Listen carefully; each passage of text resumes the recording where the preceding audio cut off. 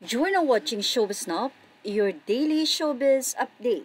Until now ay pinag-uusapan pa rin sa social media ang nasabing ang paglabas nila Catherine Bernardo at Daniel Padilla sa nasabi nga pong Christmas special ng ABS-CBN. Well, kanya-kanya nga pong kuro-kuro ang mga netizen na tila may balikan daw na magaganap. Pero alam natin na may mga chances doon na umiiwas talaga si Catherine kay Daniel. Although makikita natin na very clingy talaga itong si Daniel kay Catherine, sa 11 years ba naman, hindi agad-agad niya mawawala o maiaalis doon na itong si Daniel ay talagang maging clingy kay Catherine. Kung matatandaan nyo, may nag-viral na video kung saan na ini-interview si Daniel Padilla at tinanong siya kung ano masasabi niya sa pelikula nitong si Catherine na A Very Good Girl. At ayon kay Daniel, ano pa daw ba masasabi niya? Siyempre, ginulantang na naman daw ni Catherine ang movie industry dahil talaga namang blockbuster na naman ang movie nito at ang girlfriend lang daw niya ang makakagawa nito. Pero that time ay wala na nga sila. So, ibig sabihin, kahit wala na sila, ay inaangkin pa rin na girlfriend nitong si Daniel Padilla, si Catherine.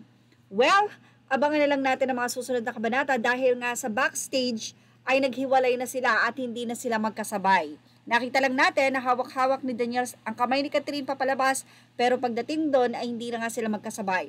Nakakatawa naman dahil gumawa ng eksena itong si Angeline Quinto. Kung makikita nyo dyan sa ating screenshot, isa yung video na hindi na natin nilagay dito at makikita naman yan ng mga Katniel fans na nakasunod itong si Angeline kay Catherine. At alam nyo po ba, nang makalayo na si Catherine, pero kita pa rin niya ito, ay sumigaw si Angeline ng napakalakas na Daniel.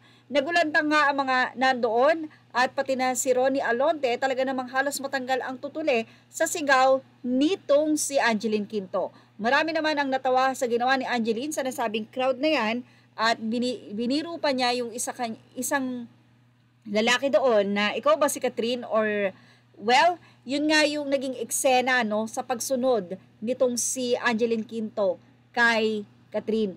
Natuwa lang ang mga fans dahil syempre affected pa rin ang mga kapamilya stars at makikita natin na ready sila na sana nga ay magkabalikan ng dalawa. But anyway, narito ang naging reaksyon ng mga netizen sa nag-post ito sa kanyang Instagram ang Katniel update.